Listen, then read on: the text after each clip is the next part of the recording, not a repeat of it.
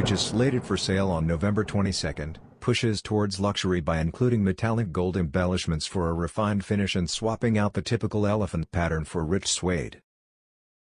A luxurious combination of textures is established by the design's sail leather upper.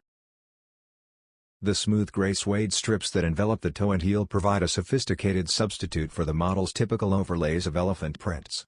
The Jumpman insignia at the heel and tongue, eyelets, and midsole are all adorned in metallic gold, which adds a sophisticated touch to the simple basis.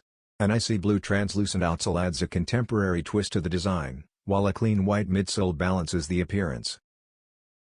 Women's size will be the only option for this sophisticated version of the Air Jordan 3, further demonstrating Jordan brand's dedication to provide high-end, stylish footwear for female sneakerheads.